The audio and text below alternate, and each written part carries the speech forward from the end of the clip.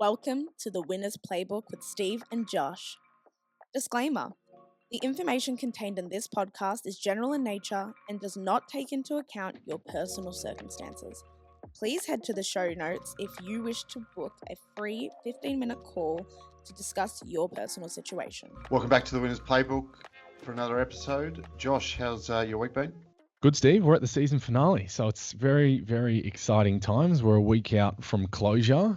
Week's been good. A lot of things on a lot of different fronts, but the end of the year, it's always a mad dash to the finish line, and there's so many clients that are needing advice and wanting to ideally have that before Christmas as well. So the team, all the advisors, all the operations team are just scrambling around to get it all done. But we also won an award last week as well. We're at the IFA Awards. You, me, and a couple of the other advisors and some of the ops team as well. And we walked away with the Innovator Award, being Fei Kong, the senior advisor in a business, won the Innovator Award for Link, which is a reflection of some of the projects and innovation that we're doing at Link with our advisor academy, and Fei's doing some amazing work in the Chinese Australian community and giving back and getting a lot of activity in that space, which is awesome, and just I think a recognition of all the hard work we're putting in, and we know we are, and it's good to actually see some recognition for it, I think. What about you, Steve? Yeah, absolutely. No, it was a great night up there in Sydney, and normally we're the it's the first time we've actually got one of those awards, so it was good to get one under It's the about belt. time, isn't it? About time. Yeah. But mate, if we rip into this week's podcast, and it is the finale, and more of a recap really of 2024. If we dig into it, mate, and some of the big highlights for us and from a business perspective, and for the listeners out there who probably set some goals at the start of 2024, and whether they achieved or didn't achieve them. If we specifically talk about what we've been able to manage this year and get through, what are some of your highlights? Yeah, so we tried to break this down, like a client sort of outcome, business, and then personal. So if I start with the client side of things, it was pretty hard to try and nail down to one, because I've had some really good client outcomes. But if I talk just generally around quite a few clients I've worked with where they were a bit younger, they hadn't invested in property before, there was a pretty blank canvas when I met them, and they hadn't really done a great deal of investing, but earning good money, got some savings. I did some amazing advice over the last 12 months, and then caught up with them for their 12-month review that we do with our clients. We catch up and generally see them yearly. There was a couple of clients I caught up with who followed the plan to an absolute T, and their net worth increased by, conservatively 250 grand over a 12-month period of time, which was amazing to see. They followed the plan of buying the property, which was a part of the strategy. They invested, they saved, took on some debt. They just did all of what I said should do and held them accountable. And then because of that, the bottom line is, they're, $500,000 better off in 1 year. And, for the fees that we charge relative to that 250K plus, it's chump change in my opinion. So there's just been some great results across the board with some clients. And it's always great to see, clients follow through with everything to a T, because sometimes, and no one's perfect in life, sometimes things will happen, and we all get a bit derailed, and we fall off track, and then we catch up with our clients at the end of the 12 months, and they haven't done everything perfectly. They've still had really good results, but like they maybe missed a few things or dropped off on certain aspects, and that's why we have that reviewed for that realignment. But yeah, there's just been some awesome client outcomes on my side of things. What about yourself, Steve? Any standout on the client side? Similar to yourself, mate, I think I've seen a bunch of clients actually retire this year, and retire in a very, very healthy position. We've been working with them for 10 plus years. A lot of them, they followed the plan, as you said, and they retired in a lot better positions than what they thought they were ever going to be. And I think that was very rewarding to see that. Yeah. And some clients, as you said, have really had a great year in terms of generating wealth this year, and listened to our advice, taken on board, got professional help, and achieved some amazing things. And then on the other side of our businesses, we've obviously got Levera, which is supplies administration staff to other financial business around Australia. I think we look after 25 or 30 other businesses in that regard, and I've seen some great growth in that regard too. I've seen some great practice growth. Waddle Partners, Glow is another practice I've seen grow a lot, and it's always good to see other businesses flourish in the Australian financial landscape, because I really do believe that the financial system in Australia and the financial services we deliver is the best in the world, so it's really good to see other people also achieving their goals. That was really the big ones for me. Yeah, and if we talk about the business side of things, you obviously touched on Lavera, which is one of the businesses that we're operating, and like collectively now we're over 80 staff and growing at a rapid rate, which is pretty cool to see from just where we were a couple of years ago. And obviously got a few acquisitions, and we're still growing. Got some acquisitions going on in other states at the moment, which are going to settle in a new year, which is good and exciting, a part of the overall strategy. And even we were just reflecting on the financials of the business just yesterday in our board meeting. And you always got to look back and, not one to dwell on the past, but always trying to look forwards. But it's always good to see those numbers going in the right direction. And I might even talk of the rule of 40 and what this concept is for any business owner, for that matter, which is where you look at your financials and you look at your growth rate and your EBIT, and you ideally want to see that at around 40, which is a very strong number if you are. So your growth rates, that's your top line revenue, and whatever percentage that's growing at, take that percentage and then look at the bottom line, the EBIT, after all the expenses have come out, before the taxes come out, and you put those two percentages together, and then if they're up at around the 40% mark, that's a strong growing business. And it's always good to note that some years you might be getting more from the growth side of things because you're reinvesting heavily back into your business. So your EBIT's going to be tight, but you're getting it on the growth. And then in future, maybe you won't reinvest back into the business as much because the business is bigger and more sustainable. And then your EBIT's right up there, but you're trying to keep it around that 40 mark, which is where we are, which was always good to see. But we've still got a long way to go, don't we, Steve? We do, mate. And look, we're the board meeting the other day, and it for you and me, it's actually quite difficult to look backwards and take a moment to sit there, and it's something that we probably have to work at, to be honest, because we're not good at it. We're also looking forward to the next year.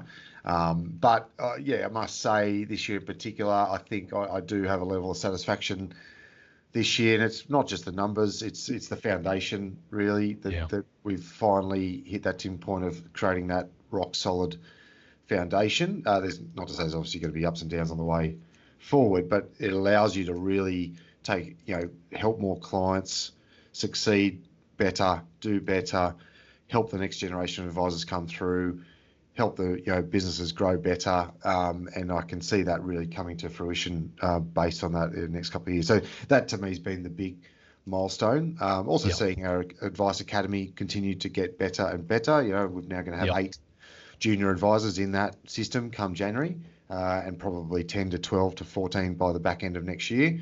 And I think creating that pathway for new advisors to come through is clearly going to help the Australian population. And I think I'm pretty proud of the fact that we've been able to develop that, hence why we won the award, right, in Sydney the other day.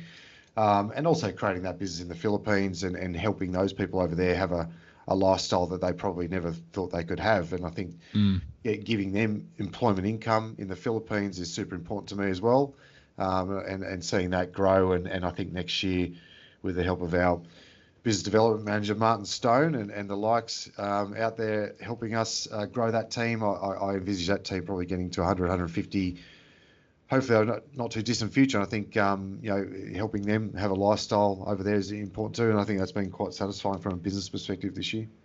Yeah, and I think if we grow that business and we keep growing it and doing it well, it's just going to actually help more Australians, because then more Australians are actually going to be able to get advice, because we're doing that for our own business, but we're also doing it, like you said earlier, for a bunch of different other practices out there all at the same time. But yeah, I'm super bullish on, the next generation of advisors, the Advisor Academy that we got running. Like, that's the future. There's obviously not enough advisors as it is in the industry to give the advice that is required. And rather than try and find, more experienced advisors, we're training them from the ground up. And it's been an awesome experience thus far. But now we're actually starting to see some of them get to the end of the process where they're going to, step into the hot seat and become financial advisors themselves, which is, amazing. And if we can just keep repeating that, super bullish on the industry as a whole and where things are going. And, regulation, we haven't even spoken much about that on the podcast. It's a bit boring, but there are some changes that are, going to start rolling through, which are going to, probably the pendulum swung too hard on the regulation side, and now it's coming back into a bit more of the realistic and normal in the way it should be, which is some positive tailwinds there. Yeah, and mate, if we talk about lessons learned and probably things that didn't come together as well as what we expected this year, and some key takeaways that you've sort of learned from this year, what are some of those items?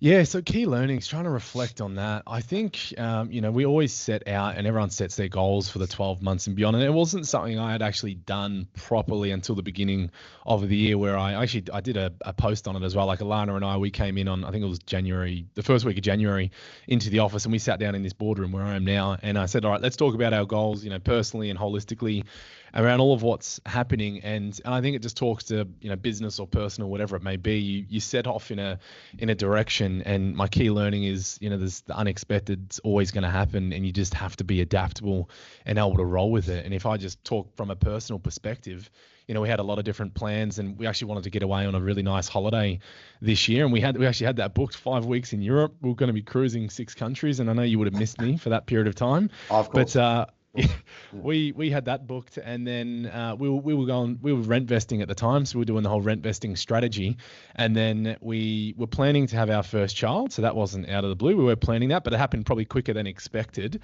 So we found out that we were expecting. So wife was pregnant, and then at the same time we got notice to vacate the house we were in, and we had to be out. I think it was within a month and a half, and that was colliding with when we were supposed to be in Europe.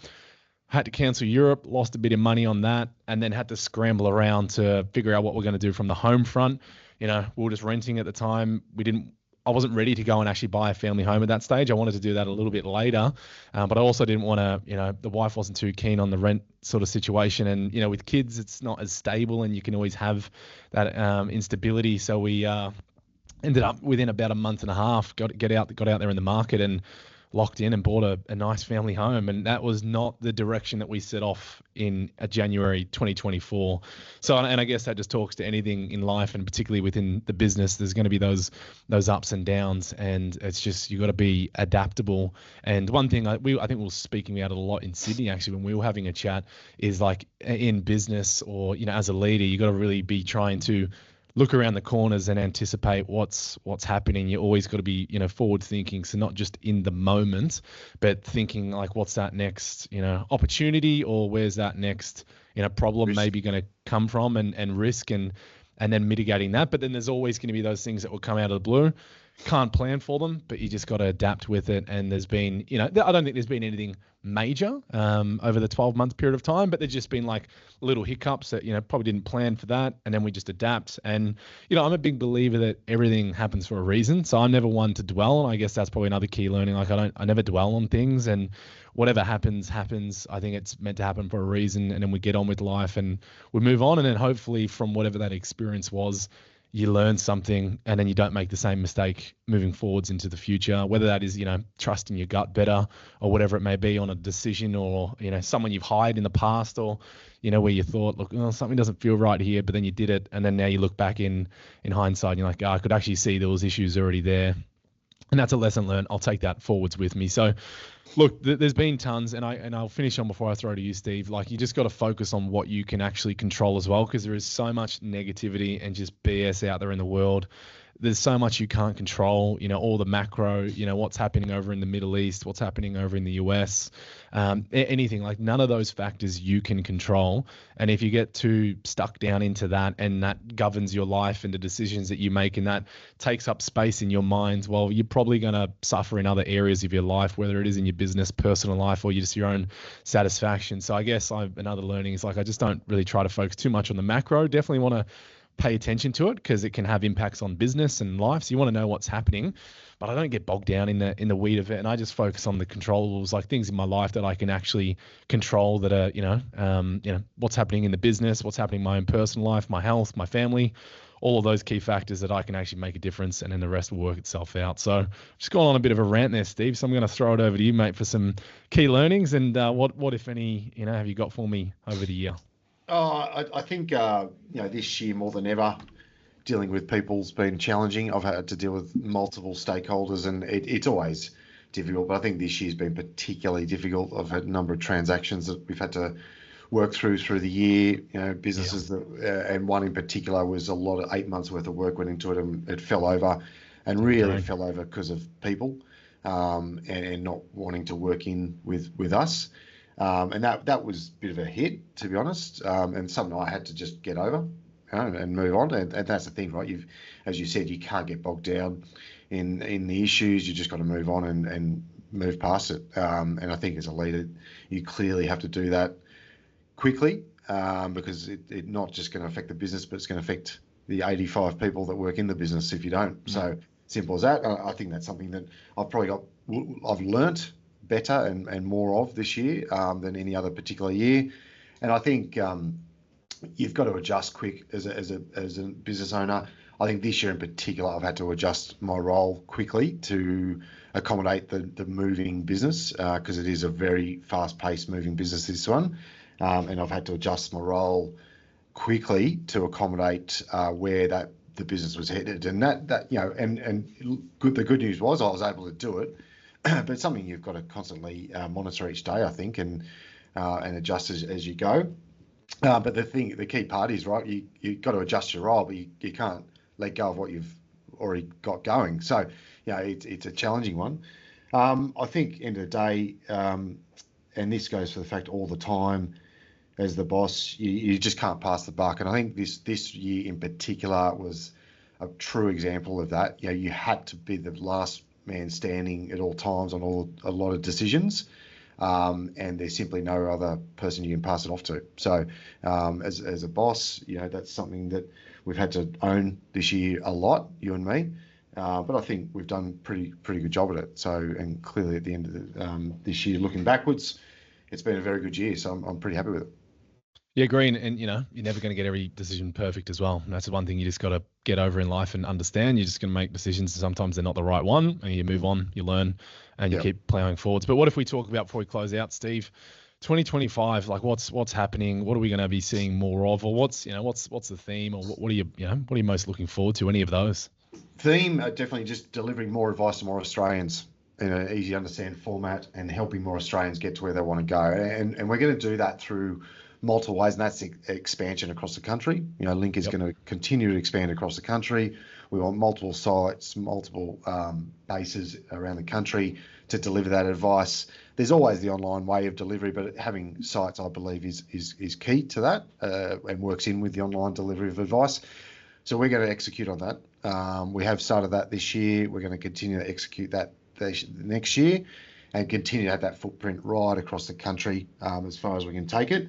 And then on the Levera side, we want to be helping more financial services businesses expand their business. We want to see more growth in the financial services landscape. There's huge opportunity for all financial services businesses in Australia, be it here or overseas. And I think we're going to help more clients do that. And that to me would be success if I look backwards from 12 months on into the future. And I'm super excited about that. But clearly we need to get the right people in our team to do that. And part of that is making sure we bring new candidates through the Advisor Academy. That's going to be super important for the growth of the firm. But getting the right people is going to be key, getting on our journey and having fun with it at the same time. So to me, that's what all of that 2025 is. I've got to execute on that. And that's what we're pushing for. Yeah, and what I'd add to that then, Steve, is like we probably don't talk about it as much, but we do have the other businesses like the mortgage broking business, Link Wealth Finance, and the Brokers Lounge.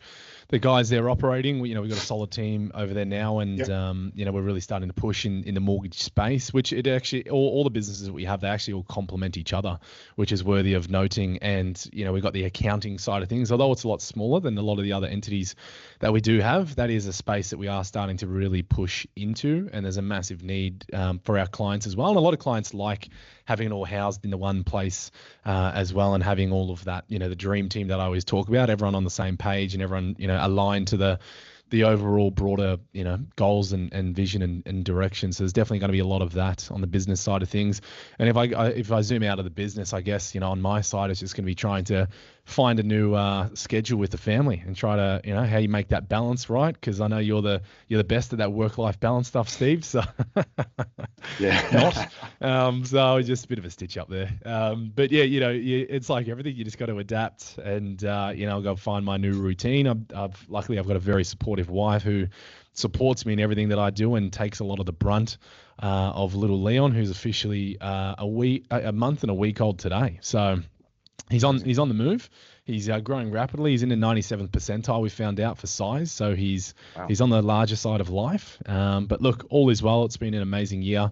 And I might even mention before we close out that, Steve, you may not actually be on every podcast with me next year, which is, I don't know if I'm sad or happy, but we'll let the viewers or the listeners decide. But Billy, who was on the last podcast, he's one of the other senior advisors in the business, and he's got a great social media following, and he's going to be stepping up and coming into it more with me. Plus, we're going to be having other guests on throughout the whole year like we've been doing, but probably more of it in 2025. So we're going to be pushing on all fronts and getting out there and speaking to as many people as we can. So any final words, Steve, before we close out, mate? No, mate, I'll be like a guest appearance every Yeah, now you'll and be a guest, so you might be welcome, you may not. So we'll have to see. We'll see how we go there. But look, I think next year's gonna be exciting for everyone, and I think really looks forward to it. And stay tuned. Yeah, stay tuned. And guys, we're going to close out for the final time for the year. So appreciate everyone that has been listening over the last 12 months, or even if you've just joined, finding us on Spotify and Apple. And if you are getting value out of that, please give us 5 stars. Check us out on all of the social media channels. Steve's newsletter you can subscribe to, which goes out every week. And of course, for the final time, if you do want to chat with any of the financial advisors in the business, just hop on the website and you can take your pick and come through for a free 15-minute chat, and we can see whether or not we can add any value to your situation and get you on your financial journey to whatever you want to achieve. But Steve, until next time, mate, have a good one. See you, mate.